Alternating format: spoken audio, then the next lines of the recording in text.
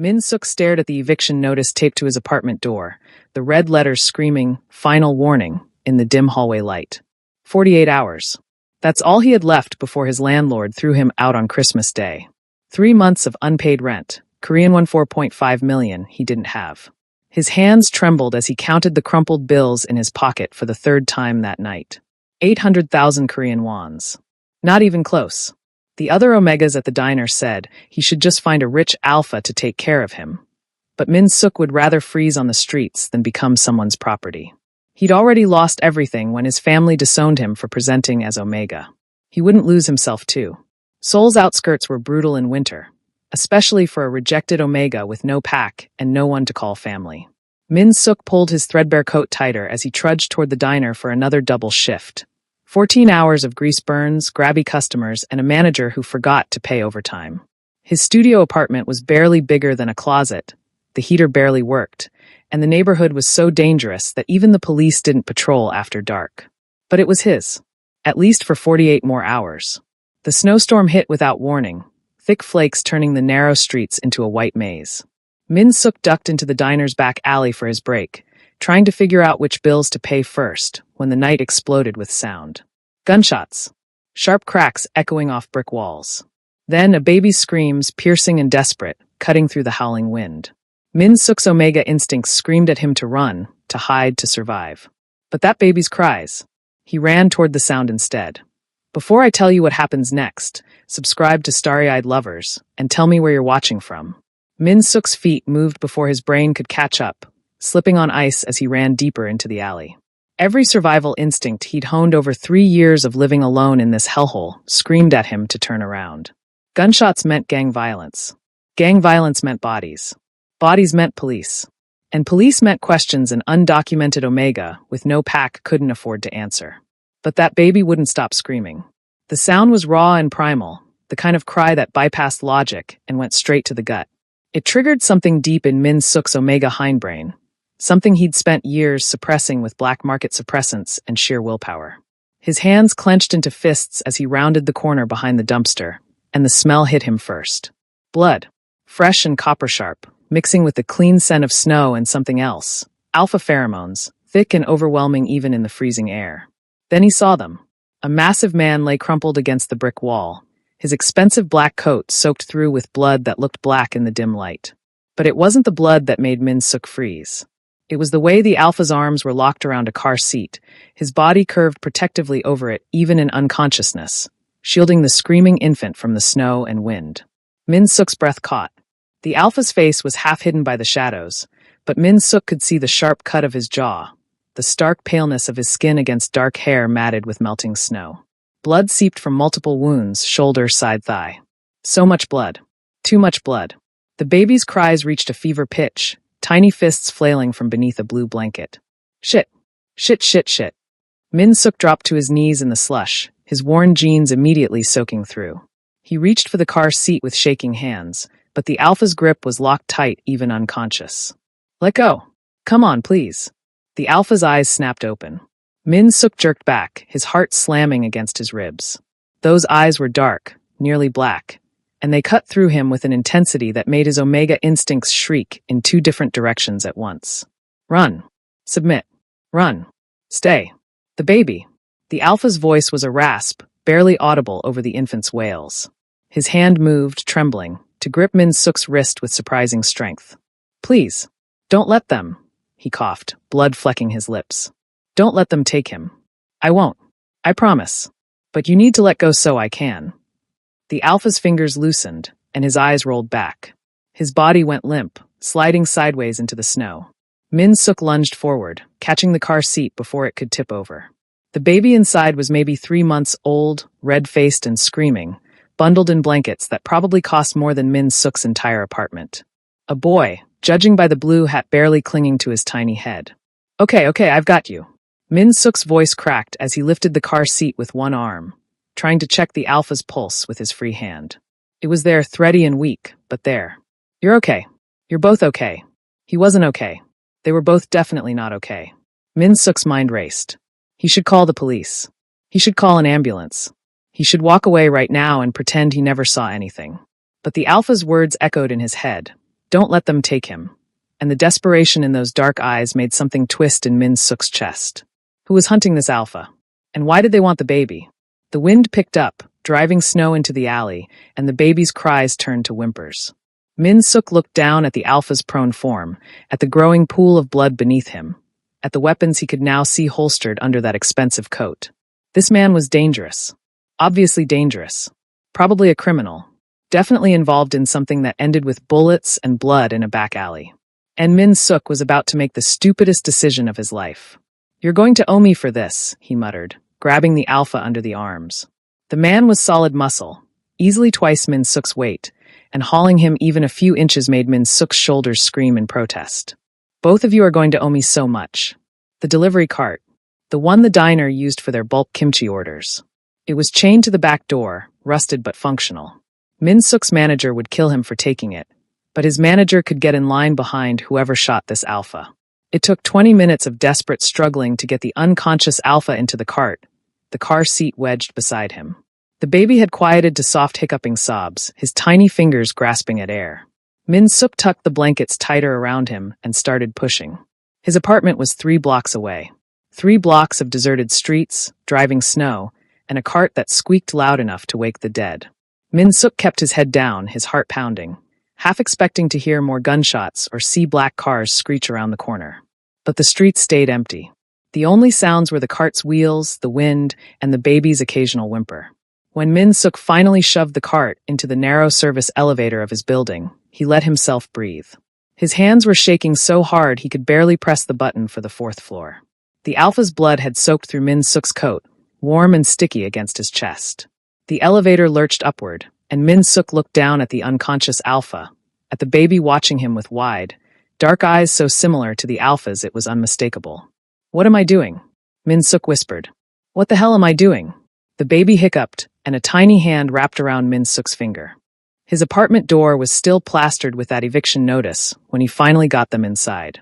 Min Suk kicked it shut behind him, chain-locked it, and shoved his flimsy kitchen table against it for good measure.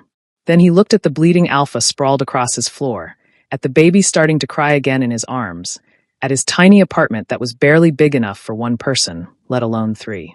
"Merry Christmas," Min Suk thought hysterically. "You've just kidnapped a baby and a dying alpha. Best holiday ever." Min Suk laid the baby's car seat on his bed, the only safe flat surface in the entire apartment, and turned to the alpha bleeding out on his floor. The man's expensive coat was ruined, soaked through with blood and melting snow. Min Suk grabbed his kitchen scissors and started cutting. The fabric fell away in strips, revealing a tailored suit underneath. Also ruined. Also being cut away. Min Suk tried not to think about the fact that this alpha's undershirt probably cost more than Min Suk earned in a month. He tried even harder not to think about the body underneath.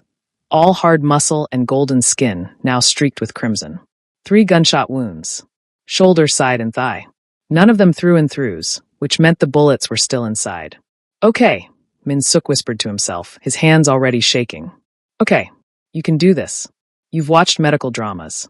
How hard can it be?" Very hard, as it turned out. His first aid supplies consisted of a half-empty bottle of soju, a rusty sewing kit, and the emergency suture thread he'd stolen from the veterinary clinic 3 doors down when his neighbor's cat got into a fight. Min Suk poured soju over his hands, over the wounds, and steeled himself for what came next. The alpha didn't wake when Min Suk dug the first bullet out of his shoulder with a pair of sanitized chopsticks. That was either a very good sign or a very bad one.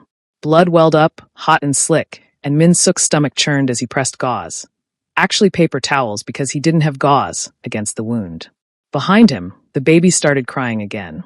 "Not now," Min Suk muttered, using the sewing kit to thread the needle with shaking hands. "Give me 5 minutes. Please, just 5 minutes." The baby's cries intensified. Min Suk worked faster, his stitches ugly and uneven but functional. The shoulder. The side. The thigh wound was the worst, the bullet lodged deep in muscle. And by the time he fished it out, Min Suk's hands were covered in blood up to his elbows and his vision was swimming. He tied off the last stitch, wrapped the alpha's torso in his only clean bedsheet torn into strips, and finally, let himself collapse against the wall. The baby was screaming now, face purple with rage. "Right. Yeah. You need food. Or a diaper. Or both." Min Suk dragged himself to his feet, grabbed the car seat, and brought the baby to his tiny kitchen counter. I don't have baby stuff. I don't have any stuff. I'm barely keeping myself alive, kid. The baby just screamed louder. Min Suk unbuckled the straps with clumsy fingers and lifted the tiny, warm weight into his arms. A boy, definitely. Maybe 3 months old. He needed a diaper change, desperately, and Min Suk had exactly 0 diapers. Or formula. Or bottles. Or any idea what he was doing. This is fine, Min Suk said hysterically. Everything is fine. He used dish towels as makeshift diapers, safety pinned together with the pins from his laundry line. He diluted some of his instant coffee creamer with warm water and let the baby suck it off his clean fingers. It wasn't ideal. It probably wasn't safe. But the baby stopped screaming and started making small, satisfied sucking sounds. So Min Suk counted it as a win. With the baby finally quiet in his arms, Min Suk turned his attention back to the unconscious Alpha, and to the coat he'd cut away. It lay in a heap by the door, heavy and blood-soaked. Min Suk should throw it out. Burn it, maybe. Instead, he found himself kneeling beside it, the baby cradled in one arm as his free hand explored the pockets. The first thing he found was a gun. Not a small gun. Not a maybe he has it for protection gun. A military-grade Glock with an extended magazine and what looked like a custom grip. Min Suk's breath caught as he set it aside carefully, like it might explode. There was a second gun in the other pocket. And a knife. And brass knuckles. What the hell? Min Suk breathed. What the actual hell? The inside pockets revealed more. Stacks of cash, American hundreds, crisp and new, wrapped in rubber bands. Min Suk counted 5 bundles before his hands started shaking too hard to continue. $50,000. Maybe more. Just sitting in this man's coat. Then came the passports. 4 of them. Different names, different photos that all looked sort of like the Alpha, but not quite. Different countries. Kim Ji-hoon. Choi Tae-sung. James Park.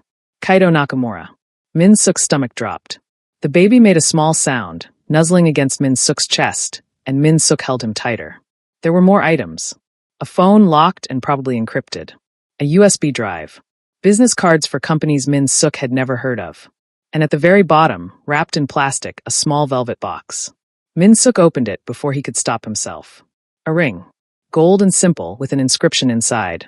For Yuki with love. Yuki. The baby's name was Yuki. Min Suk looked down at the tiny face, at the dark eyes now drifting closed, at the small hand curled against his chest. Then he looked at the unconscious Alpha, at the weapons, at the false identities scattered across his floor. This wasn't just some Alpha caught in the wrong place at the wrong time. This was someone who lived in the shadows, someone who needed 4 different names and enough firepower to start a small war. Someone dangerous enough that other dangerous people wanted him dead. And Min Suk had brought him home. I'm so stupid, he whispered, rocking the baby gently. I'm so incredibly stupid. The Alpha's chest rose and fell with shallow breaths. His face, relaxed in unconsciousness, looked younger than Min Suk expected. Handsome in a sharp, dangerous way, with a scar cutting through one eyebrow and another along his jaw. His hair was longer than current fashion, pushed back from his face, and even covered in blood and sweat. He radiated an authority that made Min Suk's Omega instincts want to simultaneously submit and run. The snow continued to fall outside, piling up against the window. The heat in Min Suk's apartment barely worked on good days, and this was definitely not a good day. He could already feel the temperature dropping. Min Suk gathered the weapons carefully, storing them in his kitchen cabinet behind the ramen packets. The cash went into his freezer, the passports into a drawer. He kept the ring box, though, tucked into his pocket. Something about it felt important. Personal. The baby, Yuki, had fallen asleep against Min Suk's shoulder, breathing soft and even. Min Suk made a nest of blankets in the car seat and laid him down gently, watching to make sure he kept sleeping. Then Min Suk turned to the Alpha bleeding on his floor, to the man with 4 names and enough secrets to get them both killed, and wondered what the hell happened next. Outside, sirens wailed in the distance. The snow kept falling. And Min Suk sat in his tiny apartment with a wanted man and a baby, realizing he'd just crossed a line he could never uncross. His eviction notice still hung on the door. 48 hours until Christmas. Somehow, homelessness seemed like the least of his problems now. Min Suk jerked awake to cold metal pressed against his throat. Where am I? The Alpha's voice was a rasp, deadly even weakened. Where's the baby? Min Suk's heart stopped. He'd fallen asleep on the floor beside the Alpha, exhausted from hours of playing amateur surgeon. Now those dark eyes were open and lucid, boring into him with an intensity that made every Omega instinct scream danger. The Alpha had somehow found one of his guns. Min-suk must have missed one. And despite the blood-soaked bandages and the fact that he could barely sit up, his hand was steady. The baby's fine, Min-suk managed, forcing himself not to move. One wrong twitch, and that gun would go off. He's sleeping. In the car seat. On the bed. The Alpha's eyes flicked toward the bed, confirming, then back to Min-suk. Who are you? Who sent you? Nobody sent me. I found you in an alley. You were bleeding out. Bullshit. The gun pressed harder. Vitelli's men? The Russians? Or did my dear cousin finally grow a spine? I don't know who any of those people are. Min-suk's voice rose despite himself. I'm nobody. I work at a diner. You were dying in the snow with a baby, and I made a stupid decision. That's it. The Alpha studied him, those dark eyes cataloging every detail. Min-suk could see the exact moment he registered the Omega designation. His nostrils flared slightly, catching the scent even through the suppressants. Something flickered in his expression. Not softening, exactly, but a slight recalculation. You're Omega. Brilliant observation. The Alpha's jaw tightened. Don't be smart. Where's my phone? My weapons? Kitchen cabinet. Except for that one, apparently. Min-suk nodded at the gun. And your cash is in my freezer. The passports are in the drawer. I wasn't stealing, I was just. You went through my things. You were unconscious and bleeding. I was checking for ID so I could. Min-suk caught himself. So I could what? Call the police? He hadn't even considered it. Look, you begged me to save the baby. So I did. Both of you. You're welcome, by the way. The Alpha's expression was unreadable. The baby. His name is Yuki. I know. I found the ring. Something dangerous flashed in those dark eyes. You had no right. Yuki chose that moment to wake up crying. The change was instantaneous. The Alpha's head whipped toward the sound, his entire body going rigid. The gun lowered, just slightly, as Yuki's cries intensified from sleepy whimpers to full-blown wails. Min-suk saw his chance and took it. He twisted away from the gun, scrambling to his feet and moving to the bed. He needs to eat. Or another diaper change. I've been using dish towels because I don't have. Give him to me. The Alpha tried to stand, made it about 6 inches off the floor before his leg gave out. He caught himself on the wall, his face going gray with pain. Give him to me now. You can't even stand. You'll drop him. I won't, the Alpha's voice cracked. Please. I need to see that he's okay. The desperation in that single word, please, cut through Min-suk's fear. He lifted Yuki carefully, the baby's cries reaching a fever pitch, and crossed the small space to where the Alpha had collapsed against the wall. Here. But if you pass out, I'm catching him. The Alpha's arms came up, and the moment Yuki settled against his chest, something fundamental shifted. The dangerous edge didn't disappear. Min-suk suspected that never fully disappeared, but it softened. The Alpha's large hand cradled Yuki's head with a gentleness that seemed impossible from someone who'd had a gun to Min-suk's throat seconds ago. "Sh, little one. Uncle's here. I've got you." The words were soft, in Korean, but with a Busan accent Min-suk hadn't expected. "I'm sorry. I'm so sorry." Yuki's cries quieted to hiccups, then to silence. His tiny hand found the Alpha's finger and gripped tight. Min-suk watched, something twisting in his chest. "Uncle." The Alpha didn't look up from Yuki's face. "My brother's son. My brother and his mate, they were killed 4 days ago. Coup attempt in my organization. The baby is the heir, which makes him a target." His voice was flat, emotionless, but his hand trembled slightly as he stroked Yuki's back. "They came for us at the safe house. I got Yuki out, but they followed. The crash in the alley, that was them running us off the road. Your organization," Min-suk repeated slowly. "You mean? The Choi family. I'm the head." Those dark eyes finally met Min-suk's. "My name is Ji-hoon, and you've made a very dangerous decision, Omega." The wind howled outside, rattling the windows. Snow was falling so thick now that Min-suk couldn't see the building across the street. The weather report that morning had called for light flurries. This was becoming a full-blown blizzard. "The Choi family," Min-suk said faintly. "As in the Choi family. The one that controls half of Seoul's underground. The one that—" He sat down hard on the floor. "Oh my God. I kidnapped a mob boss." "You saved a mob boss," Ji-hoon corrected. "There's a difference." "Is there? Because I'm pretty sure both end with me dead in a ditch. If I wanted you dead, you'd already be dead." Ji-hoon shifted Yuki to his shoulder, wincing at the movement. "You're Omega. unmated from the lack of bonding scent. No pack, or you would have called them instead of doing field surgery with what? Cooking chopsticks. They were sanitized, Min-suk said defensively. You're also clearly insane. Ji-hoon's lips twitched, not quite a smile, but close. What Omega in their right mind drags a bleeding alpha and a baby home in a snowstorm? One who's apparently too stupid to live. Or too kind. Ji-hoon's expression sobered. They'll be looking for us. My enemies. The ones who killed my brother. Once the storm clears, they'll track us. They have resources, connections. And when they find us, they'll kill us both, Min-suk finished. They'll try. Ji-hoon's hand went to Yuki's back, protective and possessive. But I won't let them touch him. Or you. I'm not your responsibility. You are now. Those dark eyes pinned Min-suk in place. You involved yourself. That makes you mine to protect. The words sent a shiver down Min-suk's spine that had nothing to do with the cold. The way Ji-hoon said mine carried weight, possession, a promise wrapped in a threat. Outside, the wind shrieked. The lights flickered once, twice, then died completely. The apartment plunged into darkness, lit only by the gray light filtering through the snow-covered window. Perfect, Min-suk muttered. The power's out. How long until it comes back? In this neighborhood? Could be hours. Could be days. Min-suk fumbled for his phone, using the flashlight to navigate to his closet. I have some candles. And blankets. The temperature's going to drop fast. Ji-hoon was quiet for a moment. Then, we'll need to stay warm. Conserve heat. I know how hypothermia works. I mean, we'll need to share body heat. All of us. Ji-hoon's voice was matter of fact. The baby especially. He can't regulate his temperature yet. Min-suk's hands stilled on the blanket pile. Share body heat. With an alpha. With a dangerous, powerful alpha who'd had a gun to his throat 10 minutes ago. Every survival instinct screamed no. But Yuki made a small sound, and Min-suk's Omega hindbrain whispered, protect the baby. Fine, he heard himself say. But you try anything, mob boss or not, and I'm putting those bullets back in you myself. Ji-hoon's laugh was dark and rough. Deal. The first real fight happened over a diaper. You're doing it wrong, Ji-hoon said from where he was propped against the wall, his leg elevated on Min-suk's only pillow.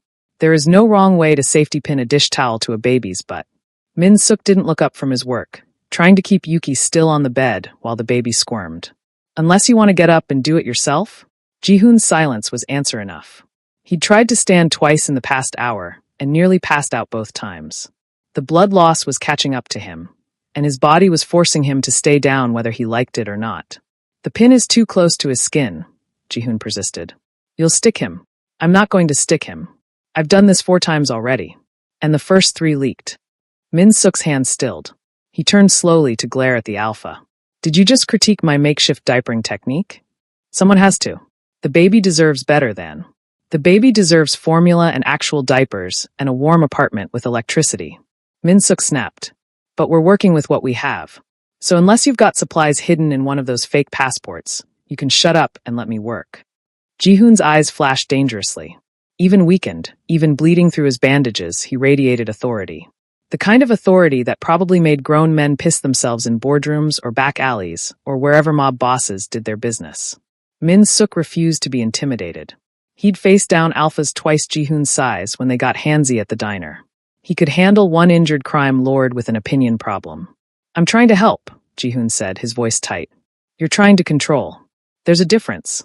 Control keeps people alive. Control is what got you shot 3 times and bleeding in my apartment.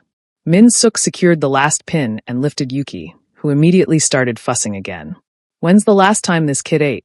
Ji-hoon's expression shifted, something guilty crossing his features. Before the crash. Maybe 6 hours ago. 6? Min-suk bit off the rest of his sentence. Getting angry wouldn't help. Okay, I have instant coffee creamer. I've been diluting it with warm water, but I don't think it's enough. He needs real nutrition. There's formula in the diaper bag. Min-suk froze. What diaper bag? The one in the car seat. Side pocket. Min-suk wanted to scream. He'd been making do with coffee creamer for hours while there was actual baby formula right there. He unzipped the pocket with shaking hands and found 3 bottles of premixed formula, a package of actual diapers, and a clean onesie. You couldn't have mentioned this earlier? I was unconscious earlier. Then I was being held at gunpoint by you. Then the power went out. Ji-hoon shifted against the wall, his face going gray. Time got away from me. Min-suk took a deep breath. Getting angry wouldn't help. He'd already established that. Fine. Okay. At least we have supplies now. He warmed the bottle against his chest. No microwave, no hot water, and settled on the floor with Yuki. The baby latched on immediately, sucking desperately, and Min Suk felt some of the tension leave his shoulders. You're good with him, Ji-hoon said quietly. Min Suk didn't look up. I'm winging it. So am I. There was something raw in Ji-hoon's voice. I've held him maybe twice before this. My brother and his mate, they didn't want the family business anywhere near their son. They were trying to get out. And now, he didn't finish. He didn't have to. The silence stretched between them, broken only by Yuki's soft suckling sounds and the howl of wind outside. The temperature had dropped significantly. Min Suk could see his breath now, small clouds in the candlelight. We should pile the blankets, Min Suk said. Create a warm space. The baby needs. He cut off as a wave of scent hit him. Alpha pheromones, thick and heady, rolling through the small apartment like a physical force. Min Suk's suppressants should have blocked it. He'd taken a double dose just yesterday. But this was different. Stronger. Overwhelming. Ji-hoon. Min Suk's voice came out shakier than he intended. The alpha had his eyes closed, his chest heaving with shallow breaths. Sweat beaded on his forehead despite the cold. Healing response, he gritted out. My body's trying to accelerate recovery. The pheromones, I can't control it. Min Suk knew about healing responses. Every Omega learned about them in their mandatory biology classes, usually accompanied by warnings to stay away from injured alphas because the pheromones could trigger a sympathetic Omega response. Heat adjacent. Dangerous. His suppressants were supposed to prevent this. How long does it last? Min Suk managed, even as his own body started to react. His skin felt too hot, too tight. His Omega hindbrain was waking up, stretching after years of chemical suppression, and it was very interested in the alpha across the room. Hours. Maybe a full day. Ji-hoon's hands clenched into fists. You need to stay away from me. We're in a studio apartment. There is no away. Then take the baby and lock yourself in the bathroom. The bathroom is freezing. Yuki will. Min Suk's breath hitched as another wave of pheromones hit. His vision swam. This is bad. I know. Ji-hoon's voice was strained. Min Suk, I mean it. Get away from me before. Yuki finished his bottle and immediately started crying again. Loud, insistent wails that cut through the pheromone haze. Both men's attention snapped to the baby. Min Suk's Omega instincts surged. Protect the baby, nest, keep the pack safe. Pack. When had his brain decided Ji-hoon was pack? He's cold, Min Suk heard himself say. His voice sounded distant, dreamy. We're all cold.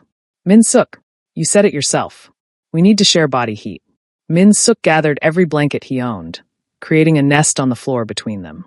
Omega instinct drove his movements, arranging and rearranging until it felt right. Safe. Warm. For the baby. Ji-hoon watched him with dark, hungry eyes. This is a bad idea. Everything about this situation is a bad idea. Min Suk settled Yuki in the center of the blanket nest, then looked at Ji-hoon. Can you move? Barely. Then I'll help you. Before I tell you what happens next, subscribe to Starry-Eyed Lovers, and tell me where you're watching from. Getting Ji-hoon from the wall to the nest involved a lot of swearing, some reopened stitches, and Min Suk supporting most of the alpha's weight. By the time they collapsed into the blankets, both were breathing hard. Ji-hoon's pheromones were suffocating now, and Min Suk's Omega biology was screaming at him to get closer, to touch, to submit. He did none of those things. Instead, he positioned Yuki between them, creating a buffer. Smart, Ji-hoon said roughly. Using the baby as a chaperone. I'm full of smart ideas today. Min Suk pulled blankets over all three of them, like rescuing bleeding crime lords, and making nests, and pretending this is totally normal. Ji-hoon's laugh was pained. Nothing about this is normal. They lay there in the candlelight, Yuki between them, the snowstorm raging outside. The alpha pheromones made Min Suk's skin hypersensitive. Every brush of fabric felt like fire. His suppressants were failing completely now, his Omega nature rising to meet Ji-hoon's alpha call. Tell me something, Min Suk said, desperate for distraction. Something that's not about guns or the mafia or people trying to kill us. Ji-hoon was quiet for so long that Min Suk thought he'd refuse. Then, my brother used to make the worst dad jokes. Just terrible. Yuki would laugh anyway. Every single time. Yeah. Ji-hoon's hand rested on Yuki's small chest, feeling the baby's heartbeat. He was a good father. Better than ours ever was. He deserved more time. Min Suk's throat tightened. I'm sorry. Don't be sorry. Just help me keep his son alive. Deal. Yuki made a small, contented sound, warm and safe between them. Outside, the storm showed no signs of stopping. Inside, two broken people and a baby tried to create something like warmth in the darkness. And Min-suk tried very hard not to think about how right it felt. Min-suk woke to church bells echoing in the distance. Christmas Eve. The power was still out, but weak gray light filtered through the snow-covered window. Yuki was awake, making soft cooing sounds, and Ji-hoon was staring at the ceiling with an expression Min-suk couldn't read. You should sleep, Min-suk said quietly. I can take him. Can't sleep. Ji-hoon's voice was rough. Every time I close my eyes, I see my brother. Min-suk carefully lifted Yuki from between them, cradling the warm weight against his chest. The baby had been changed and fed an hour ago. They developed a system, wordless and efficient, passing the baby back and forth through the night. It felt disturbingly domestic. You don't have to talk about it, Min-suk offered. Maybe I need to. Ji-hoon shifted, wincing as his wounds pulled. The healing response had finally faded around dawn, leaving him exhausted and Min-suk's omega instincts mercifully quiet. You risked your life for us. You deserve to know what you're caught up in. Min-suk settled against the wall, rocking Yuki gently. Outside, the snow had finally stopped, leaving everything buried under white. Okay, tell me. Ji-hoon was quiet for a long moment, his dark eyes fixed on Yuki. My father built the Choi family into what it is. Ruthless, efficient, profitable. When he died 3 years ago, I inherited everything, the businesses, the territory, the blood on our hands. His jaw tightened. My younger brother, Jae-sung, wanted nothing to do with it. He met an Omega, fell in love, had a baby. They were planning to leave Korea entirely. Start over somewhere clean. But you wouldn't let them, Min-suk guessed. I helped them. Ji-hoon's voice cracked slightly. I was going to give Jae-sung enough money to disappear. Fake identities, clean passports, a new life. They were supposed to leave December 20th. What happened? My cousin happened. Park Min-jae. He's been gunning for my position since my father died, but he never had the balls to make a move. Until he found out about Jae-sung's plans. Ji-hoon's hands clenched into fists. Min-jae saw an opportunity. If he could kill me and Jae-sung in one move, he'd eliminate both heirs. Take control of everything. Min-suk's arms tightened around Yuki. So he went after your brother first. Hit them at their apartment. Professional job. Made it look like a rival gang. Jae-sung and his mate were both killed instantly. Ji-hoon's voice went flat, emotionless in the way that meant he was barely holding it together. I got the call at 2 a.m. Raced over there and found the whole place crawling with Min-jae's people, searching for Yuki. They wanted to tie up loose ends. But you got there first. The nanny had hidden him in a closet. Smart woman. She gave him to me and told me to run. Ji-hoon's eyes closed briefly.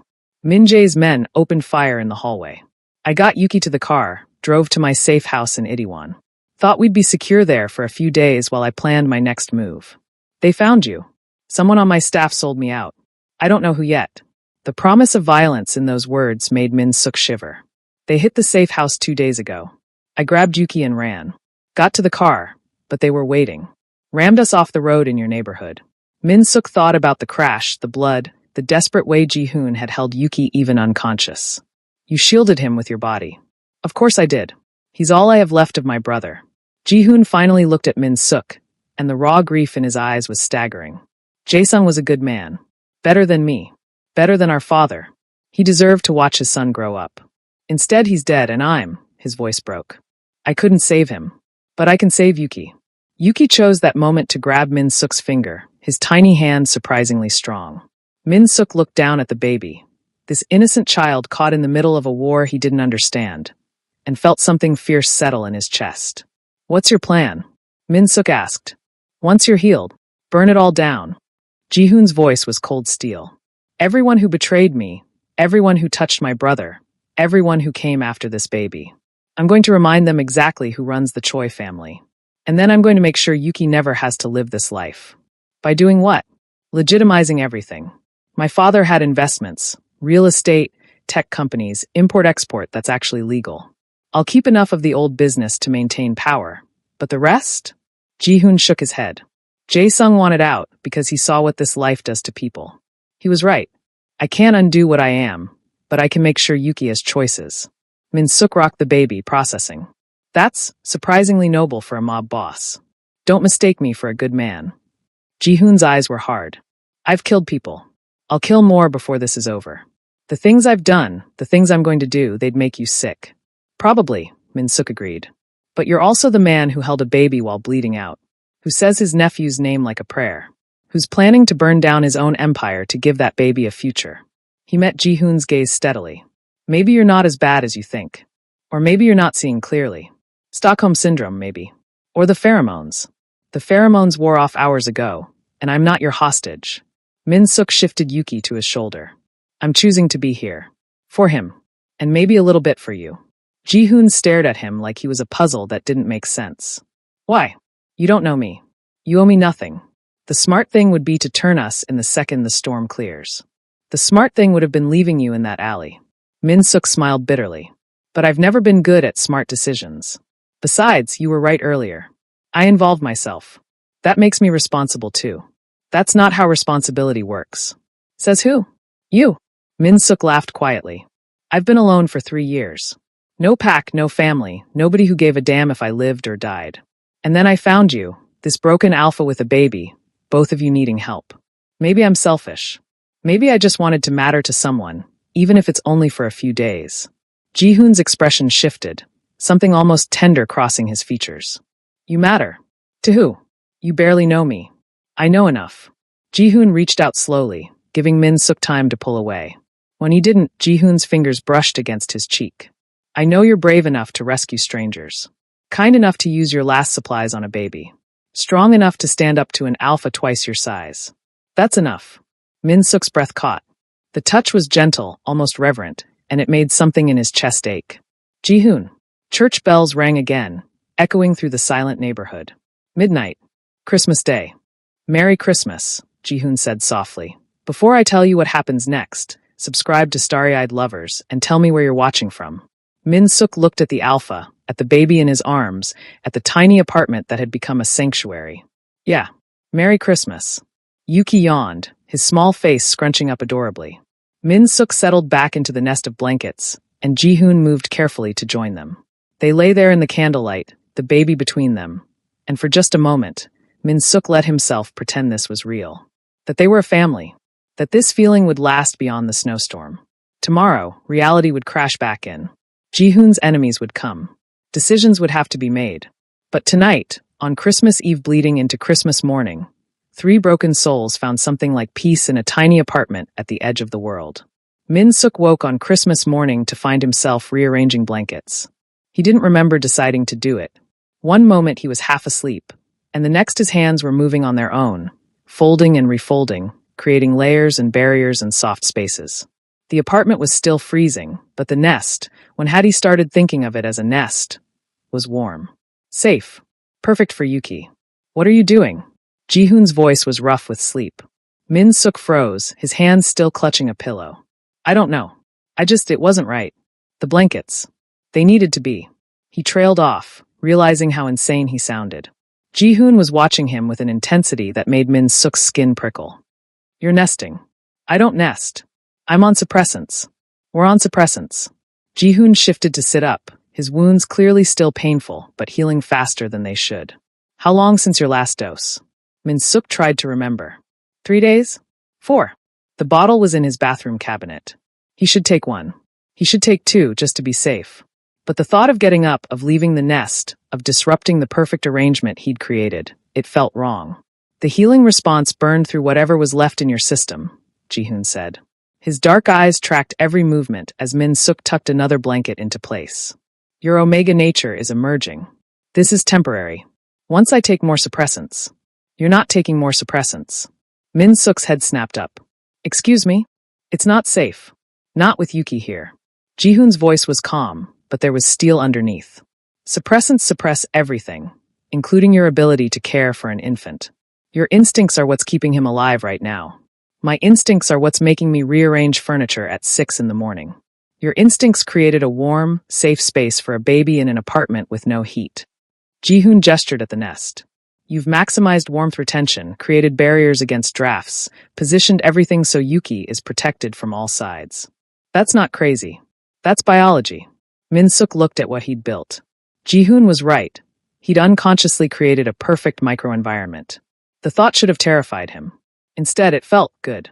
Right. I hate this, Min-suk muttered. Liar. Min-suk grabbed another pillow and threw it at Ji-hoon's head.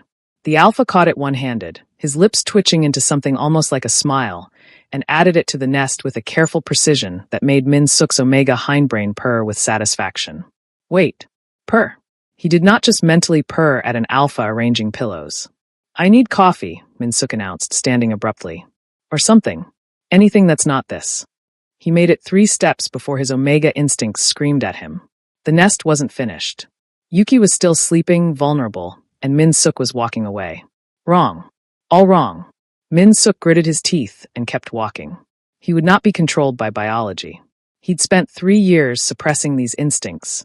3 years proving he didn't need pack or alpha or any of the things omegas were supposed to want. He wasn't going to crumble now just because some crime lord looked at him like. Like what? Min-suk busied himself in the kitchen, trying to find something edible that didn't require power. He had crackers, half a jar of kimchi, some instant noodles he could eat dry if he got desperate enough. Min-suk. Ji-hoon's voice carried across the apartment. Come back. I'm busy. Doing what? Staring at expired ramen. Min-suk gripped the counter, fighting the urge to return to the nest. To check on Yuki. To make sure Ji-hoon was comfortable, that his wounds weren't bleeding, that. This is ridiculous, Min-suk said to the empty kitchen. I'm not his omega. He's not my alpha. We're just 2 people stuck in a bad situation. You're right. Min-suk spun to find Ji-hoon standing in the kitchen doorway, one hand braced against the frame for support. He shouldn't be standing. He definitely shouldn't be walking. Get back in the nest before you fall over. It's not a nest. It's blankets on a floor. But Ji-hoon's eyes said otherwise. He looked at the arrangement Min-suk had created with something like reverence. Although if it were a nest, it would be the best damn nest I've ever seen. You're delirious from blood loss. Probably. Ji-hoon took a careful step forward.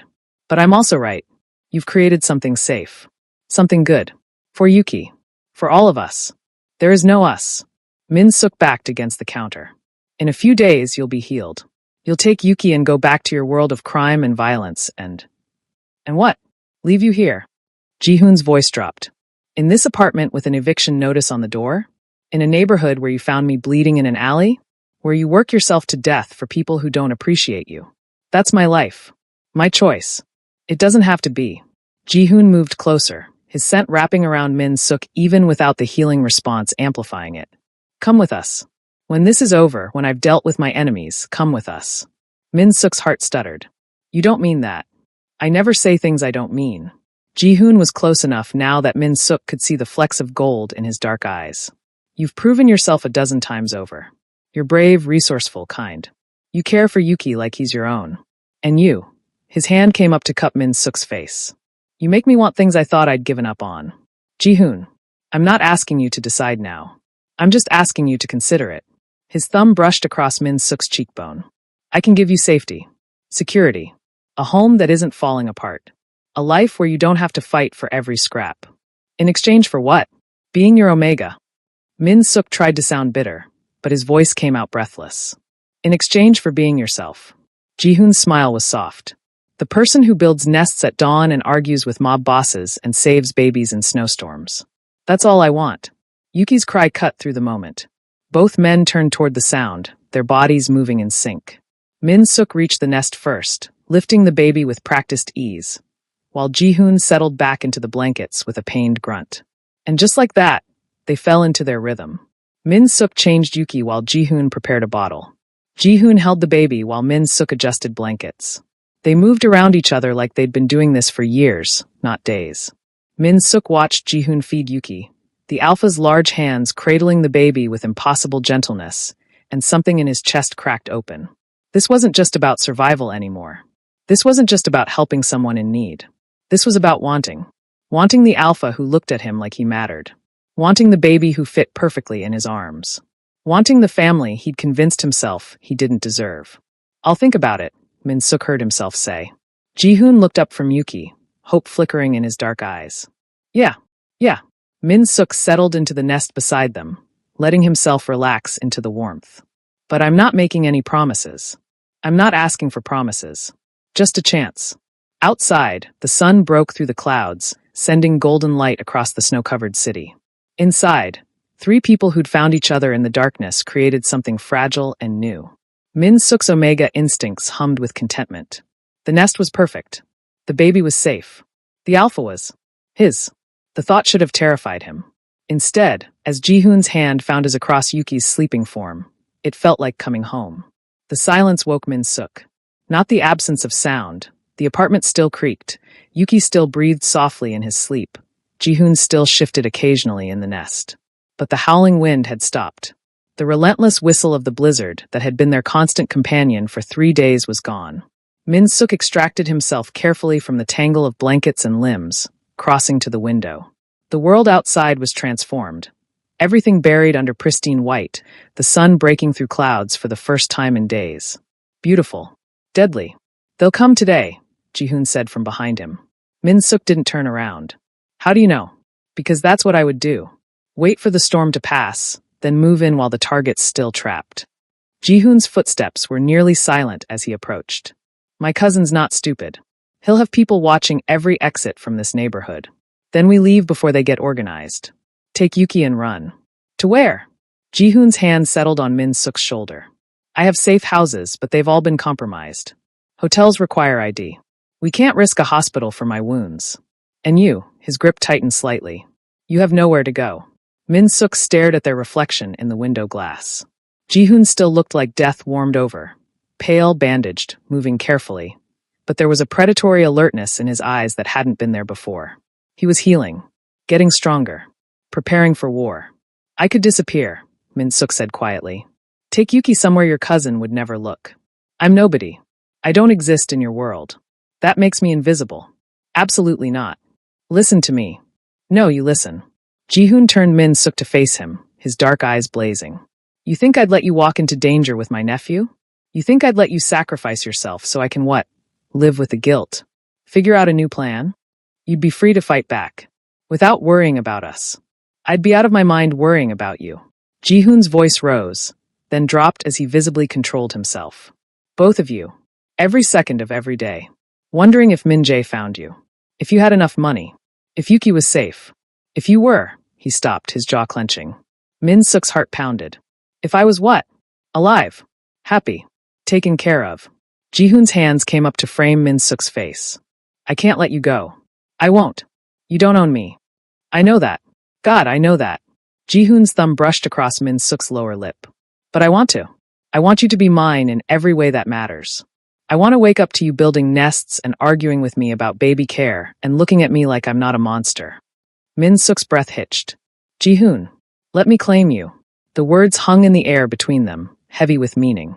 A claiming bite. A mating bond. Forever. You're insane, Min Suk whispered. We've known each other for 3 days. 3 days of the most intense honesty I've ever experienced. Jihoon's forehead pressed against Min Suk's. No games. No manipulation. Just two people trying to keep a baby alive. I've seen you at your worst and your best. I've seen your strength, your kindness, your fire. And I want all of it. You want an Omega. Any Omega would. I want you. Jihoon's voice was fierce. Not your designation. You. Min Suk, who throws pillows at mob bosses. Who performs surgery with chopsticks. Who creates miracles out of dish towels and coffee creamer. You're extraordinary, and you don't even see it. Min Suk's eyes burned. You don't know what you're asking. A mating bond, it's permanent. You can't undo it. And once your enemies know about me, before I tell you what happens next, subscribe to Starry-Eyed Lovers, and tell me where you're watching from. They'll know you're under my protection. That touching you means death. Jihoon's hand slid to Min Suk's neck, his thumbs resting over the scent glands. I can keep you safe. Both of you. But I need you to trust me. I barely know you. You know the parts that matter. Jihoon's lips brushed against Min Suk's temple. You know I'd die for Yuki. You know I honor my word. You know I see you, really see you, as more than just an Omega. Isn't that enough? Min Suk closed his eyes, overwhelmed. His Omega instincts were screaming yes, accept bond, mate. But his rational mind saw all the problems. The danger. The impossibility of a mob boss and a diner worker building any kind of real life together. What about after? Min Suk asked. After you've dealt with your cousin. After the danger passes. What happens when you remember I'm not part of your world? You become part of my world. Ji-hoon pulled back enough to meet Min-suk's eyes. I meant what I said yesterday. I'm getting out. Legitimizing. Building something Yuki won't be ashamed of. And I want you there. Not as my omega, as my partner. My equal. My mate. Pretty words. True words. Ji-hoon's smile was sad. I know I don't deserve you. I know my hands are covered in blood, and my soul is probably damned. But you make me want to be better. And maybe that's selfish, but I'm too far gone to care. Yuki made a small sound from the nest, and both men turned toward him instinctively. The baby was waking, his tiny fists rubbing at his eyes. He needs us, Min-suk said softly. Both of us. I know. Ji-hoon's hand found Min-suk's, their fingers intertwining. So let me make this official. Let me give you my name, my protection, my everything. Say yes, Min-suk. Be mine. Min-suk looked at their joined hands, at the nest they'd built together, at the baby they'd kept alive against all odds. 3 days ago, he'd been alone, broke, and convinced he'd die that way. Now he was standing in the ruins of his apartment with a mafia don offering him the world. It was insane. Impossible. Dangerous. It was also the only thing that felt right. If I say yes, Min-suk said slowly, I have conditions. Ji-hoon's eyes lit up with hope. Name them. Yuki comes first. Always. Every decision, every plan, his safety is paramount. Agreed. I'm not some trophy omega. I pull my weight. I have opinions. And you listen to them. I'd be disappointed if you didn't. Ji-hoon's smile was genuine now. What else? No more secrets. If we're doing this, really doing this, I need honesty. All of it. The good and the ugly. You'll get it. Ji-hoon lifted their joined hands, pressing a kiss to Min-suk's knuckles. Anything else? Min-suk took a shaky breath. Promise me you'll survive whatever's coming. Because I'm not doing this just to lose you. Ji-hoon's expression softened. I promise. I have too much to live for now. Then yes. The word came out barely above a whisper. Yes, I'll be yours. Ji-hoon kissed him then, fierce and claiming, one hand tangling in Min-suk's hair while the other wrapped around his waist. Min-suk melted into it, his omega instincts singing with rightness as Ji-hoon's scent surrounded him. When they finally broke apart, both breathing hard, Ji-hoon's eyes had gone dark with want. The claiming, he said roughly. It should be now. Before they come. Min-suk nodded, tilting his head to expose his neck. His heart raced, but he wasn't afraid. This was right. This was. Yuki started crying, his wails cutting through the moment. Both men laughed, the tension breaking. Ji-hoon pressed a kiss to Min-suk's forehead. After. When we're safe. I want to do this properly. There's nothing proper about any of this. Then we'll make our own proper. Ji-hoon stepped back, his hand lingering on Min-suk's cheek. Get ready. They'll be here soon. And when they come, we protect our family, Min-suk finished. Ji-hoon's smile was sharp and deadly. Exactly. They had maybe an hour. Ji-hoon moved through the apartment with deadly efficiency despite his wounds, gathering weapons from where Min-suk had hidden them. The guns, the knife, the brass knuckles, all laid out on the counter like surgical instruments. How many? Min-suk asked. Yuki clutched against his chest. At least 4. Maybe 6 if Min-jae's being thorough. Ji-hoon checked the magazine on his Glock, his movements practiced. They'll come in hard and fast. No negotiation. Min-suk's hands shook. What do I do? You hide. Ji-hoon crossed to the tiny bathroom, yanking open the cabinet under the sink. This space, it's small, but you can fit. Take Yuki, get inside, and don't come out until I tell you it's safe. That's a cabinet. That's your panic room. Ji-hoon pulled out the pipes with brutal efficiency. They came away easily, already loosened. I checked it yesterday. The building's old. This shaft connects to the one below. If things go bad, you can drop down to the 3rd floor and run. Min-suk stared at the dark space, his omega instincts screaming. Confined. Trapped. Vulnerable. I can't. You can. For him. Ji-hoon's eyes softened as he looked at Yuki. Keep him quiet. Keep him safe. That's your job. What's your job? Ji-hoon's smile was terrifying. Making sure they regret coming here. A car engine rumbled in the street below. Then another. Ji-hoon's entire body went still, his head cocking toward the window. They're here, he said quietly. Get in. Now. Min-suk moved on instinct, climbing into the cabinet with Yuki pressed against his chest. It was cramped, dark, and smelled like mildew, but Ji-hoon was right, they fit. Barely. Remember, Ji-hoon said, his face inches from Min-suk's in the confined space. No matter what you hear, you stay hidden. Promise me. Ji-hoon. Promise me. I promise. Min Suk grabbed Ji-hoon's shirt, pulling him close for a desperate kiss. Don't die. Not planning on it. Ji-hoon kissed him back, fierce and claiming. I have too much waiting for me. Then the cabinet door closed, and Min Suk was alone in the dark with a baby and his racing heart. The first gunshot came 3 minutes later. Min Suk flinched, his hand coming up to cover Yuki's ears, even though the baby was miraculously still sleeping. The suppressants in the formula. Ji-hoon must have dosed it before they'd hidden.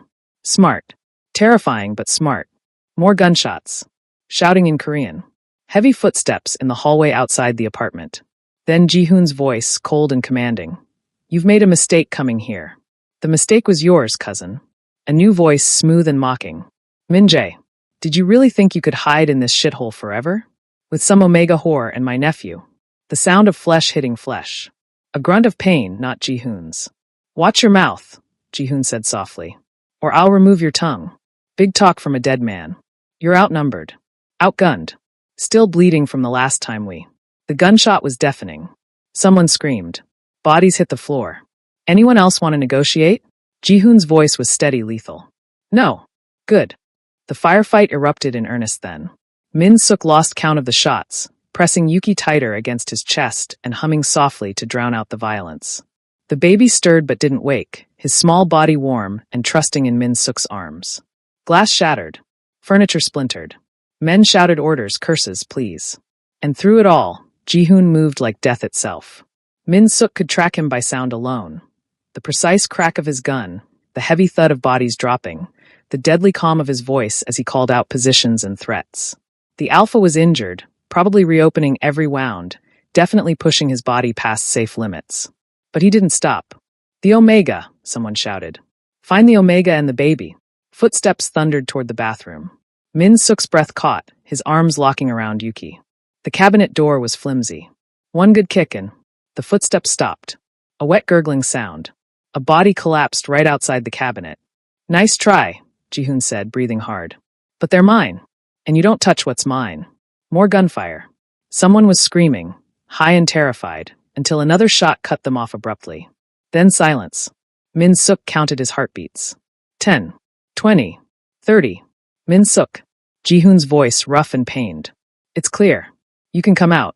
Min Suk's hands shook too badly to work the cabinet door. Ji-hoon opened it from the outside, and Min Suk nearly sobbed with relief. The Alpha was covered in blood, some his, some definitely not, but he was standing. Alive. Is it over? Min Suk whispered. For now. Ji-hoon helped him out of the cabinet, his movements careful despite the violence he'd just unleashed. Min-jae ran when his men fell. Coward. But he'll be back with reinforcements. Min Suk looked past Ji-hoon to the apartment. The destruction was catastrophic. Bodies on the floor, 4 of them, blood splattered across walls. His nest was destroyed, the blankets soaked red. Oh God, Min Suk breathed. Don't look. Ji-hoon turned Min Suk away from the carnage. Just focus on Yuki. Is he hurt? Min Suk checked frantically, but the baby was fine. Still sleeping peacefully, completely unaware of the war that had raged around him. He's okay. How are you? Ji-hoon swayed slightly, catching himself against the wall. His bandages were soaked through, fresh blood seeping from reopened wounds. I'm fine. You're bleeding everywhere. Flesh wounds. Ji-hoon's smile was strained. I've had worse. That's not reassuring. A phone buzzed. Ji-hoon pulled out a blood-spattered cell, not his, taken from one of the bodies, and answered it. Yeah, good. How long? Understood. He ended the call and looked at Min Suk. My people. They're 10 minutes out. They've been tracking Min-jae since the safe house attack, waiting for him to make his move. You used yourself as bait. I used us as bait. Ji-hoon's expression was grim. I'm sorry. It was the only way to draw them all out. To end this. Min Suk should have been angry. Should have felt betrayed. Instead, he just felt tired. Did it work?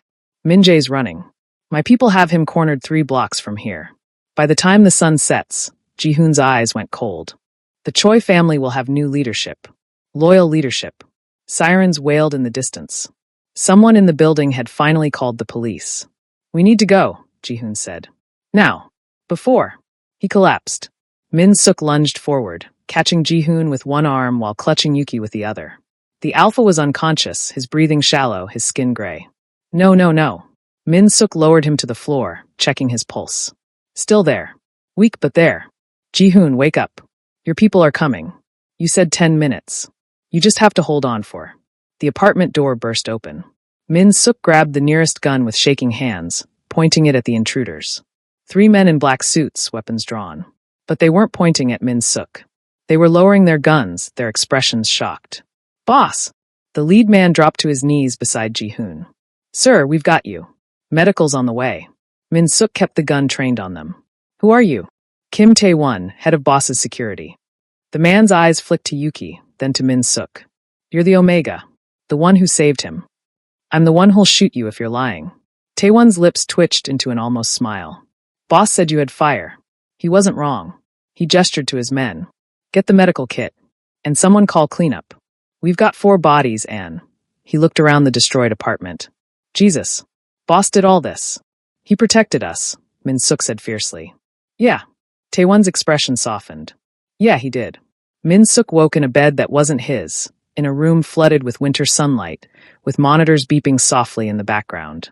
Ji-hoon was asleep in the chair beside the bed, his hand wrapped around Min Suk's wrist like even unconscious he needed the connection. Medical equipment surrounded him. IVs, bandages, the antiseptic smell of a private hospital room. But he was alive, breathing, healing. You're awake. Tae-won appeared in the doorway, looking exhausted but relieved. How are you feeling? Where's Yuki? Min Suk tried to sit up, panic flooding through him. With the nanny. 2 doors down. Under guard. Tae-won held up a hand. He's safe. Fed changed, completely fine. You've been out for 18 hours. Min Suk sagged back against the pillows. 18 hours. The siege felt like yesterday and a lifetime ago simultaneously. Min Jae. Dead. Tae-won's expression was grim. Boss's orders were clear. No loose ends. The traitors have been dealt with. The Choi family is secure. Ji-hoon stirred, his eyes opening slowly. When he saw Min Suk awake, relief flooded his features. You're okay. I'm okay. You collapsed. Blood loss.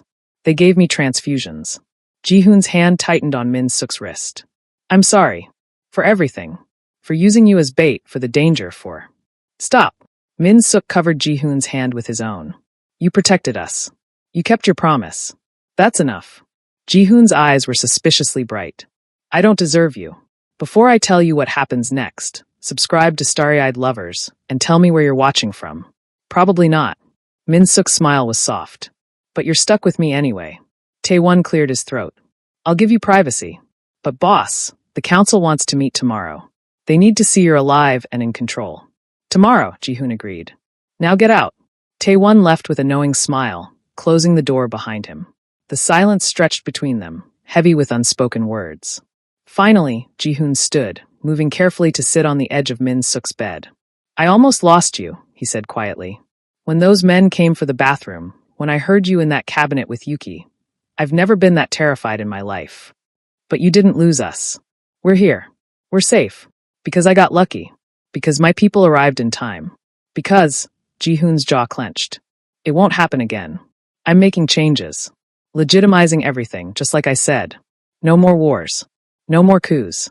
Just business. Clean business. And if someone challenges you, they'll learn very quickly why that's a mistake. Ji-hoon's smile was sharp. I'm getting out of the dirty work, Min Suk. Not going soft. Min Suk laughed despite everything. Good. I like you dangerous. Yeah. Ji-hoon's hand came up to cup Min Suk's face. Even knowing what I'm capable of? Especially knowing that. Min Suk leaned into the touch. You're dangerous to people who threaten your family. I'm not threatened. I'm protected. Ji-hoon's eyes darkened. About that. The claiming. I want, if you still want. Yes. Min Suk didn't let him finish. Yes. Now. Before something else tries to kill us. Ji-hoon's laugh was breathless. Here. In a hospital bed. I don't care where. I just want to be yours. Min Suk tilted his head, exposing his neck. Claim me, Ji-hoon. Make it official. Ji-hoon's control cracked. He leaned in, his lips brushing against Min Suk's scent gland, and whispered, Mine. Then he bit down. The pain was sharp and immediate, but it transformed almost instantly into something else. Something right. Min Suk felt the bond snap into place like a key turning in a lock, felt Ji-hoon's emotions flooding through the connection. Love, possessiveness, fierce protectiveness, and underneath it all, All that Min Suk had chosen him. When Ji-hoon pulled back, his lips stained with blood, his eyes were molten. My Omega. My mate. Your pain in the ass, Min Suk corrected, but he was smiling. Your argumentative, stubborn, occasionally insane mate. Perfect, Ji-hoon murmured, kissing him softly. Absolutely perfect. 6 months later, Min Suk woke to sunlight streaming through floor-to-ceiling windows and the sound of Yuki's laughter echoing from downstairs. The estate was massive. Too big, Min Suk had argued when Ji-hoon first showed it to him. But it had grown on him. The gardens where Yuki took his first steps. The kitchen where Min Suk learned to cook something other than instant ramen. The library where Ji-hoon worked late into the night, transforming the Choi Empire into something legitimate. Min Suk padded downstairs barefoot, following the sound of his family. He found them in the sunroom. Ji-hoon on the floor with Yuki, helping the 9-month-old stack blocks while the baby babbled happily. "Da-da-da," Yuki chanted, reaching for Ji-hoon. "That's right, little one." Ji-hoon's smile was soft. "And where's Papa?" Yuki's head swiveled toward Min Suk, his face lighting up. "Papa." Min Suk's heart melted like it did every single time. He crossed the room and dropped to his knees, scooping Yuki into his arms. "Good morning, baby. Did you sleep well?" "He was up at 5, Ji-hoon said wryly. "I've been up since then." "Where were you?" "Actually sleeping for once." Min Suk settled on the floor beside them, Yuki in his lap. "You should have woken me.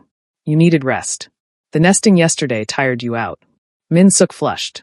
He'd spent 6 hours rearranging the nursery, driven by Omega instincts that still surprised him sometimes.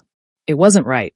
The crib needed to be closer to the window for morning light, and now it's perfect. Ji-hoon kissed his temple. "Like everything you do. Flatterer. Truth teller." Ji-hoon's hand settled on Min Suk's waist, right over the slight swell that neither of them had announced yet. "How are you feeling? Any morning sickness?"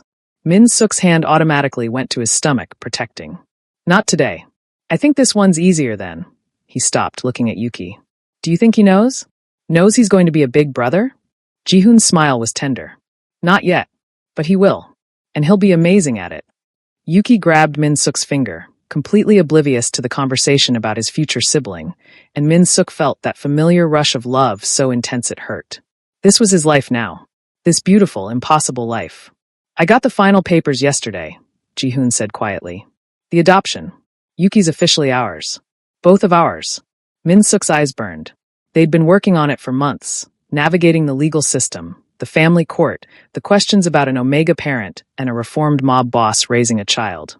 But Ji-hoon's lawyers were excellent, and his money opened doors. "He was always ours," Min Suk said. "Now it's legal." Ji-hoon pulled out a document, showing Min Suk the official seal. Choi Yuki, son of Choi Ji-hoon and Min Ji-hoon. Min Suk had taken Ji-hoon's name 3 months ago, another piece of belonging clicking into place. Min Suk was gone. He was Ji-hoon now, part of a family, part of something bigger than himself. "Your brother would be proud," Min Suk said softly. "Of what you've built, what you're becoming." Ji-hoon's expression shuddered briefly, pain flickering through the bond. "I hope so. I'm trying. The businesses are clean now. The violence is minimal. I'm building something Yuki won't be ashamed of. He'll never be ashamed of you." Min Suk leaned against Ji-hoon's shoulder. "You're his hero. Mine too. I'm no hero. You saved us. You gave us this life. You chose family over power." Min Suk looked around the sunroom, at the life they'd built. "That's pretty heroic to me." Ji-hoon kissed him then, soft and sweet, while Yuki made disgusted baby sounds and tried to push them apart. They broke apart laughing, and Min Suk thought about that night 6 months ago. The alley. The blood. The desperate decision to save a stranger and a baby. He'd thought he was rescuing them. Turned out, they'd rescued him right back. "What are you thinking?" Ji-hoon asked. "That I'm happy." Min Suk smiled through tears. "For the first time in years, I'm actually completely happy." "Good." Ji-hoon's arm tightened around him. "Because I plan to keep you that way for the rest of our lives." Yuki babbled something that might have been agreement, and they sat there in the sunlight, a family forged in darkness, now thriving in the light. And Min Suk finally felt like he'd come home.